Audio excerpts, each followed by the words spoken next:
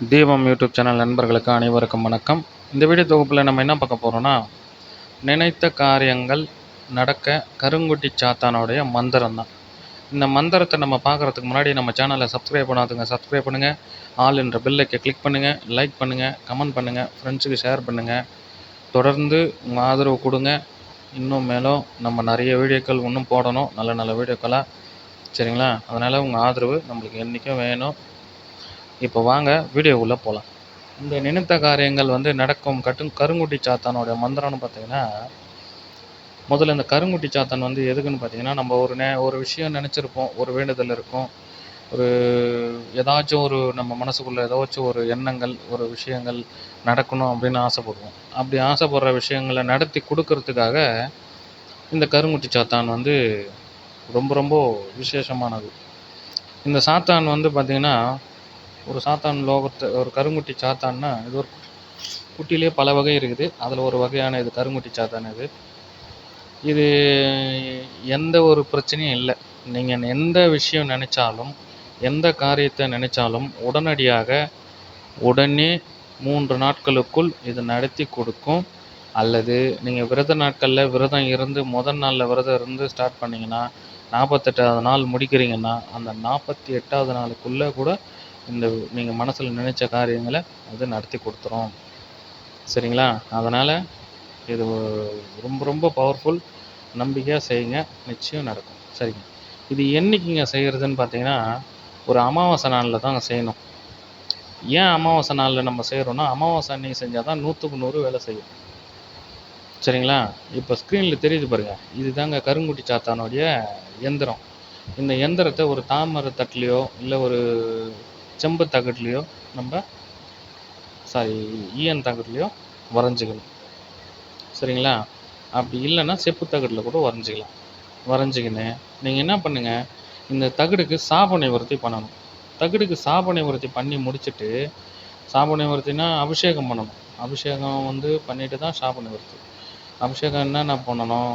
இளநீர், பன்னீர், கோமியம் அல்லது மஞ்சள் தண்ணி இதெல்லாம் மிக்ஸ் பண்ணி அது போல் அபிஷேகம் பண்ணி எடுத்து, அது சுத்தமாக ஒரு பஞ்சு வச்சு தொடச்சிக்கின்னு அதுக்கு சாப நிவர்த்தி கொடுக்கணும். சாப நிவர்த்தி பண்ணிட்டு தான் அஷ்டகர்ம மை பூசணும். அந்த அஷ்டகர்ம மை பூசினா மட்டும்தான் அந்த எந்திரத்துக்கு உயிர் வரும். அதனால் அஷ்டகர்ம மை கண்டிப்பாக பூசியே ஆகணும். சரிங்களா? அந்த எந்திரத்தை கீழே வைக்காத, ஒரு வாழை இலை பரப்பி வாழை இலையில் வச்சுருங்க. அதுக்கு ஒரு பூ வைங்க. பூ வச்சுட்டு பக்கத்துலேயே பார்த்திங்கன்னா, பொரிகடலை, அவல், அச்சு வெல்லம், இனிப்பு வகைகள், கார வகைகள், அதுக்கப்புறம் பழங்கள், எல்லா பழத்திலும் ஒரு பழம் வைக்கலாம். இல்லை ஏதாச்சும் ஒரு 3 தின்ஸ் பழம் அப்படி வைக்கலாம். உங்கள் வசதிக்கு ஏற்ற போல் வச்சுக்கோங்க. வெத்தலை பாக்கு, பழம், ஊதுபத்தி, கற்பூரம், தேங்காய் கண்டிப்பாக இருந்தே ஆகணும். அதுக்கப்புறம் பார்த்திங்கன்னா, நீங்கள் கொஞ்சமாக பாயாசம் இல்லை இளநீர் இந்த மாதிரி வேணால் வச்சுக்கலாம். அதுக்கப்புறம் பார்த்திங்கன்னா, நீங்கள் அந்த குட்டிச்சாத்தானுக்காக வேண்டுக்கிறதுக்கு முன்னாடி பிள்ளையார் பிடிச்சி வைக்கணும். பிள்ளையார் பிடிச்சி வச்சு பிள்ளையாருக்கு அருகம்புல் மாலை, எருக்கம்பூவை வச்சு ஒரு வெத்தலையில் பிடிச்சி வைக்கணும். பிடிச்சி வச்சு முடிச்சுட்டு எல்லாம் தயாராக இருக்குதுன்னும் போது, அடுத்த கட்டமாக நீங்கள் என்ன பண்ணுறீங்கன்னா, விநாயகருக்கு போயிட்டு ஒரு பூஜையை முடிச்சுட்டு வந்துடுங்க. எல்லா பூஜைக்கு முன் செய்ய வேண்டிய விநாயகர் பூஜை நம்ம ஏற்கனவே நம்ம யூடியூப் சேனலில் ஃபஸ்ட்டு வீடியோவை அதுதான் போட்டுருக்குறோம். அதனால் விநாயகர் பூஜை எப்படி செய்யணும்னு தெரிலன்னா அதை போய் பார்த்துட்டு நீங்கள் இந்த பூஜையை முடிச்சிடுங்க. சரிங்களா? விநாயகர்கிட்ட பூஜை பண்ணி முடிச்சுட்டு விநாயகர்கிட்ட வேண்டணும். என்ன வேண்டணும்னா, கடவுளே, விநாயகர் பெருமானே, இந்த மாதிரி நான் இந்த விஷயத்துக்காக நான் இந்த காரியம் நடக்கணும்னு சொல்லிட்டு இந்த வசிய பூஜை நான் செய்கிறேன். எனக்கு எந்த தங்கு தடகையும் ஏற்படாத நீங்கள் தான் கூட துணையாக இருந்து எனக்கு இந்த விஷயத்தை நல்லபடியாக முடித்து கொடுக்கணும்.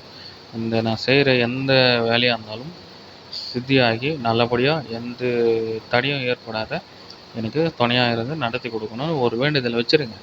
வச்சுட்டு தெய்வத்துக்கிட்ட ஒரு கல்லாக பார்த்தா அது கல் தாங்க. நம்ம தான் தெய்வத்துக்கிட்ட பேச்சுவார்த்தை நடத்தணும், பேசணும், மனமுருகி பேசணும், வேண்டணும், மனமுருகி வேண்டணும். அப்போ தான் கடுமையாக வேண்டணும். அப்போ தான் கடவுள் நம்ம மேலே ஒரு அன்பா இருப்பாரு. இப்போ பாருங்க, ஸ்க்ரீன்ல வருது பாருங்க. இதுதாங்க அந்த கருங்குட்டி சாத்தானுடைய மந்திரம். இந்த மந்திரத்த நல்லா மனப்பாடம் பண்ணுங்க. சின்ன மிஸ்டேக் கூட வரக்கூடாது. நல்லா சரளமா மனப்பாடம் பண்ணுங்க. பண்ணிட்டு, இப்போ படையல் முறையெல்லாம் உங்களுக்கு சொல்லிட்டேன். எல்லா பூஜைக்கும் செய்ய வேண்டிய விநாயகர் பூஜை முடிச்சாச்சு. தகடுக்கு அஷ்டகர்மமாய் பூசியாச்சு. சாம்பிராணி நிவர்த்தி பண்ணி முடிச்சாச்சு. படையல் வச்சாச்சு. ஊதுபத்தி, கற்பூரம், தேங்காய், வெத்தலை பாக்கு, வாழைப்பழம் எல்லாமே வச்சாச்சு. மஞ்சள்ல பிள்ளையார் பிடிச்சி வச்சாச்சு. அதுக்கு அருகம்புல் மாலை அல்லது அருகம்புல் சும்மா 2 வச்சுக்கலாம். எருக்கம்பூ செய்யலாம். எல்லாமே முடிச்சாச்சு. இப்போது இந்த மந்திரத்தை சொல்லணும். இந்த மந்திரத்தை எங்கே சொல்லணும்னா, இது எல்லாமே வச்சுக்கின்னு வீட்டு உள்ளே செய்யக்கூடாது. வீட்டுக்கு மாடி மேலே இருந்தால் மாடியில் செய்யணும். அல்லது பின்பக்கமாக தனியாக ஒரு அறை இருந்தால் அதில் செஞ்சுக்கலாம். ஏன்னா குழந்தைங்க இருக்கிற இடத்துலையோ இல்லை பெரியவங்க இருக்கிற இடத்துலையோ இதெல்லாம் செய்யக்கூடாது.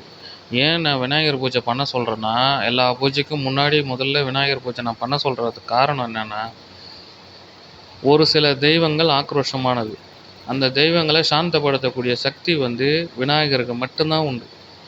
அதனால தான் ஒரு விநாயகர் பூஜை முடிச்சுட்டு விநாயகர் மந்திரங்களை ஒரு 21 வாட்டியோ இல்லது ஒரு 11 வாட்டியோ நம்ம சொல்லிட்டு, அடுத்தது அந்த எந்த தெய்வத்தை நம்ம பூஜிக்கிறோமோ அந்த தெய்வத்துக்கு வணங்கினாக்கா வர தெய்வங்க கோபமாக இருந்தால் கூட விநாயகர் சாந்தமாகிடுவார், சாந்தமாக்கி விட்டுருவார். சரிங்களா? அதனால தான் நான் எல்லா பூஜைக்குமே பார்த்திங்கன்னா பூஜை விநாயகர் பூஜை கண்டிப்பாக முடிக்கணும்னு நான் சொன்னதுக்கு காரணம் இதுதான். சரிங்களா? விநாயகர் முழு முதற் கடவுளே அவர் தாங்க. முதல்ல விநாயகரை வணங்காத எந்த பொருளும் எந்த செயலும் செய்யக்கூடாது. செஞ்சாலும் அது விளங்கவே விளங்காது. அந்த விநாயகர் மனசு வச்சா மட்டும்தான் எல்லா தெய்வங்களும் உங்களுக்கு காட்சி புரிவாங்க, அருள் புரிவாங்க, எல்லாமே செய்வாங்க. அதனால் விநாயகரை முதல்ல வணங்குங்க. ஒரு தெய்வத்துக்கிட்ட பேசும்போது நல்ல தெளிவாக பேசுங்க. அப்போ தான் பார்த்திங்கன்னா நம்ம வணங்குற வேண்டுதல் நிறைவேறும். ஒரு தெய்வமாக பாருங்க. ஒரு ஃப்ரெண்டாக ஏதோ ஒரு மனுஷனாக அதுக்கிட்ட பேசுங்க. மனசை விட்டு பேசுங்க. அப்போ தான் நம்மள அது பார்த்திங்கன்னா நம்மளுக்கு எல்லாமே கை கொடுக்கும். சரிங்களா? அதுக்கப்புறம் பார்த்திங்கன்னா இதை செஞ்சு முடிச்சிட்டிங்கன்னா இந்த 48 நாளைக்குள்ளே நீங்கள் நினச்ச காரியம் நடக்கும். அப்படி இல்லைன்னா அடுத்த 3 நாளைக்குள்ளே நிச்சயமாக நடக்கும். ஏன் நான் இந்த 48 நாளைக்குள்ளே நடக்குதுன்னா, இப்போ ஒரு விஷயம் நீங்கள் மனசில் நினச்சிருப்பீங்க. அதை நினச்சி முதல்ல பூஜை ஸ்டார்ட் பண்ணியிருப்பீங்க. அது வரைக்கும் சோதிக்கும் கடவுள். சோதனை நிறைய கொடுப்பார். அந்த சோதனையில் இவன் அந்த 48 நாளும் பூஜையை ஒழுங்காக முடிக்கிறாங்களா அப்படின்றத பார்க்கறதுக்காக அவங்க நம்மளை சோதிப்பாங்க. அப்படி ஒரு சில தெய்வங்கள் 16 நாள்லேயே கூட வரும். ஒரு சில தெய்வங்கள் 48 நாள் முடிஞ்சு 48வது நாள் கண்டிப்பாக வரும். சரிங்களா? அதில் எந்தவித மாற்றமும் இல்லை. நீங்கள் 48 நாள் பூஜை முடிஞ்சிச்சு, நம்மளுக்கு எதுவும் நடக்கலையே அப்படின்னா 48 நாள் முடிஞ்சு அடுத்த 3 நாளுக்குள்ளே நீங்கள் நினச்சி பூஜை 48 நாளுங்க. அந்த 48 நாள் முடிஞ்ச பிறகு 3 நாளைக்குள்ளே நிச்சயம் நீங்கள் நினச்ச காரியம் நடக்கும். அது மட்டும் இல்லை, இப்போ பார்த்திங்கன்னா இப்போ நம்ம ஒரு விஷயத்தை செய்கிறதுக்கு முன்னாடியே யாருக்கிட்டையும் சொல்லக்கூடாது. எந்த ஒரு பூஜையில் நீங்கள் ஒரு தெய்வத்தை வசியம் பண்ண போகிறீங்க, ஒரு தெய்வத்துக்காக சித்தை எடுக்க போகிறீங்க அப்படின்னா யாருக்கிட்டையும் சொல்லக்கூடாது. உங்கள் ஃபேமிலிக்கு மட்டும்தான் தெரியணும். அந்த தெய்வத்துக்கிட்ட வச்ச படையில் உங்களை தவிர வேறு யாரும் நீங்கள் சாப்பிடக்கூடாது. சரிங்களா? அது ஒரு முக்கியமான விஷயம் பார்த்துங்க. இன்னொன்று பார்த்திங்கன்னா தீட்டுப்பாடுனா கவுச்சி எந்த ஒரு சிகரெட்டு பிடிக்கிற பழக்கமோ குடி பழக்கமோ எந்த ஒரு தீய பழக்கம் இருக்கக்கூடாது. சுத்தபத்தமாக இருக்கணும். எந்த ஒரு விஷயமா இருந்தாலும் தீட்டுப்பாடுகள் இல்லாத சுத்தபத்தமாக செஞ்சிங்கன்னா தான் நிச்சயம் அந்த வேலை நடக்கும். சரிங்களா? இப்போ பார்த்திங்கன்னா இந்த 48 நாளில் ஏதாச்சும் டெத்தோ இல்லை கன்னித்தீட்டு எந்த தீட்டுக்குமே நீங்கள் இது பண்ணக்கூடாது, போகக்கூடாது. சுத்தபத்தமாக இருந்து ரொம்ப ரொம்ப சுத்தபத்தமாக இருந்து நீங்கள் செஞ்சு மனமுருகி வேண்டணுங்க. அப்போ தான் அது நடக்கும். ஏதோ நானும் இருக்கிறேன், நானும் பூஜைக்கு இருக்கிறேன்னு சொல்லிட்டு ஏனோ தானோன்னு செஞ்சிங்கன்னா அது நடக்காது. முதல்ல நம்பிக்கையோடு செய்யுங்க. நிறைய பேர் நம்பிக்கை இல்லாத நிறைய பேர் செஞ்சுட்டு எனக்கு பழகவே இல்லை, நீங்கள் சொன்னது எனக்கு இதுவாகலைன்னா நான் ஒத்துக்க மாட்டேன். முதல்ல நம்பிக்கை தான் ஃபஸ்ட்டு. நம்பிக்கையோடு தான் செய்யணும். நம்பிக்கை இருந்தால் மட்டும் செய்யுங்க. நம்பிக்கை இல்லைன்னா தயவு செஞ்சு நீங்கள் செய்யவே வேணாம், விட்டுருங்க. நம்பிக்கை இல்லைன்னா தயவு செஞ்சு நீங்கள் செய்யவே வேணாம், சரிங்களா? அதனால் நம்பிக்கையோடு செய்யுங்க, நிச்சயம் நடக்கும். அது மட்டும் இல்லைங்க, இது ரொம்ப ரொம்ப பழைய காலத்து முறைகள். இது என்னுடைய நண்பருக்கு ஒருத்தருக்கு கொடுத்து அவர் ஒரு விஷயத்துக்காக இந்த பூஜையை செஞ்சு அந்த விஷயம் நடந்துச்சு. அவரு 2, 3 பேருக்கு சொல்லி அந்த விஷயமும் நடந்துச்சு. சரி, இது மக்களுக்கு வந்து இது தெரியப்படுத்துவோம், அவங்களும் நல்லா இருக்கட்டும் அப்படின்ற எண்ணத்தில் இந்த வீடியோ நம்ம போடுறோம், சரிங்களா? நீங்கள் தயவு செஞ்சு இன்னொரு விஷயம் என்னென்னா, ஒரு கெட்ட எண்ணத்துக்காக ஒரு கெட்டதுக்காக நீங்கள் செய்யணும்னு நினச்சிங்கன்னா தயவு செஞ்சு நீங்கள் செய்யவே செய்யாதீங்க. அது உயிருக்கே ஆபத்தாயிடும்.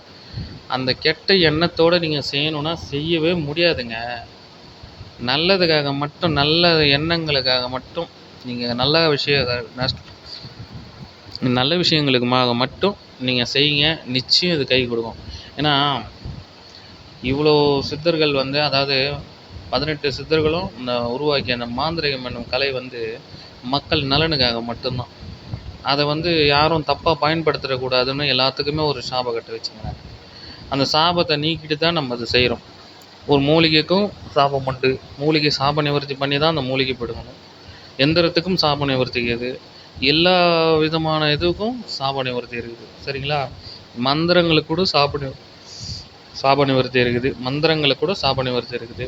அப்படி இருக்கும்போது நீங்கள் வந்து பார்த்தீங்கன்னா எல்லாத்துக்குமே சாபம் இருக்குதுங்க. தேவையில்லாமல் ஒரு குடும்பத்தை கெடுக்கிறதோ, ஒருத்தருக்கு தொல்லை கொடுக்குறதோ, ஒரு வாயில்லா ஜீவனை துன்புறுத்துறதோ எதுவுமே நீங்கள் செய்யக்கூடாதுங்க. முடிஞ்ச அளவுக்கு நம்ம நல்லது செஞ்சுட்டு போங்க. அப்படி நல்லது செய்ய நம்மளுக்கு விருப்பம் இல்லையா, யாரையும் தொல்லை கொடுக்காதீங்க. தான் உண்டு தான் வேலை உண்டுன்னு பார்த்துன்னு போயினே இருங்க. அடுத்தவன் அவங்க வேலையை பார்த்துன்னு போயிடுவான். யாருக்கும் எந்த விதமான தொல்லையும் நீங்கள் கொடுக்கக்கூடாது. ஒருத்தர் மனசறிஞ்சு ஒரு சாபம் விட்டாங்கன்னா அது நிச்சயம் அந்த சாபத்தினுடைய விளைவு 7 ஜென்மத்துக்கும் தொடரும்.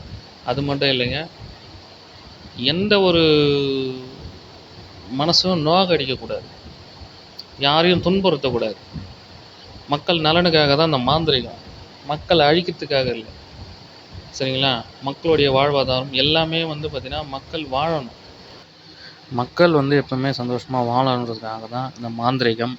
தயவு செஞ்சு யாரும் எந்த ஒரு விஷயத்துக்கும் ஆகவும் யாரையும் தொந்தரவு பண்ணாதீங்க, சரிங்களா?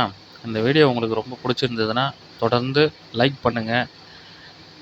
நன்றி, வணக்கம்.